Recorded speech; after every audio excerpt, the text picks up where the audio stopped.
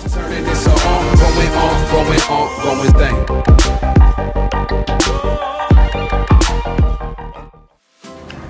Assalamualaikum warahmatullahi wabarakatuh. Saya Reza Nur Noviana dan kedua rekan saya yaitu Jauhar Lesana dan Nur Aini Mujiati dari kelompok 4 akan menjelaskan tentang gerak harmonik sederhana teredam. Topik pembahasan dari kelompok 4 yaitu yang pertama pengertian gerak harmonik sederhana teredam, kemudian yang kedua penerapan gerak harmonik sederhana teredam, yang ketiga persamaan matematik gerak harmonik sederhana teredam, dan yang terakhir jenis keadaan gerak harmonik sederhana teredam. Pengertian gerak harmonik sederhana teredam. Sebelum lanjut, di sini apa itu gerak harmonik sederhana? Gerak harmonik sederhana adalah perubahan posisi suatu benda terhadap titik acuan yang bergerak secara teratur. Ada istilah-istilah dalam gerak harmonik sederhana. Yang pertama, amplitudo adalah simpangan maksimum dari kesetimbangan. Yang kedua, periode, yaitu waktu bagi benda untuk melakukan satu getaran penuh. Kemudian yang ketiga, frekuensi, banyaknya getaran tiap detik. Dan yang terakhir, frekuensi sudut, yaitu 2πf ketika diketahui frekuensi atau 2π per T jika diketahui periode. Oke, yang selanjutnya gerak harmonik sederhana teredam. Ada beberapa poin yang harus diperhatikan. Yang pertama, tidak semua gerak periodik mengalami osilasi sempurna. Artinya, ada gerak osilasi juga yang mengalami redaman. Kemudian yang kedua, suatu titik tertentu gerak periodik akan mengalami pelemahan pada akhirnya menjadi 0. Kemudian yang ketiga, gerak seperti ini disebut sebagai gerak harmonik teredam. Nah, dapat dilihat dari gambar di samping, yaitu ada sebuah benda yang dikaitkan pada suatu pegas. Nah, ketika pegas itu digerakkan, lama-lama benda tersebut akan berhenti. Kenapa?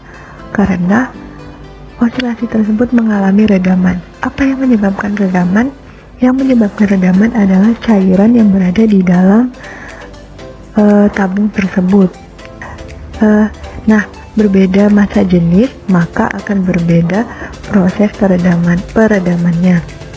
Misalnya cairan tersebut air atau minyak. Nah, maka peredaman yang dilakukan oleh minyak akan lebih cepat terhadap benda tersebut. Selanjutnya, gerak harmonik yang teredam. Bila energi mekanik gerak osilasi berkurang terhadap waktu, gerak dikatakan teredam. Jadi maksudnya adalah benda yang berosilasi lama-kelamaan akan teredam. Nah, apa itu teredam? Gerak benda akan terhambat. Misalnya ada sebuah bandul yang diayunkan. Nah, lama-kelamaan bandul tersebut akan berhenti. Apa yang menyebabkan bandul itu berhenti? Misalnya bandul itu berhenti karena ada gesekan terhadap udara. Nah, maka lama-lama bandul tersebut akan berhenti. Nah, hal tersebut yang disebut dengan teredam. Kemudian yang selanjutnya gerak harmonik teredam pada pegas. Ketika sistem yang bergetar mulai bergerak, sistem tersebut bergetar dengan frekuensi alaminya. Sistem bisa memiliki gaya eksternal yang bekerja padanya yang mempunyai frekuensi sendiri. Berarti kita mendapatkan getaran yang dipaksakan.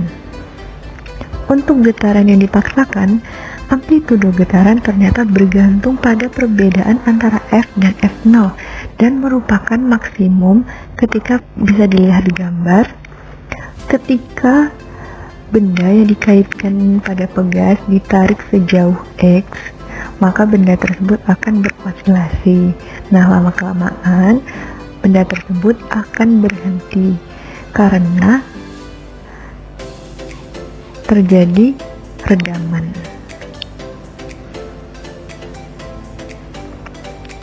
Kemudian yang selanjutnya adalah grafik menunjukkan osilasi redaman.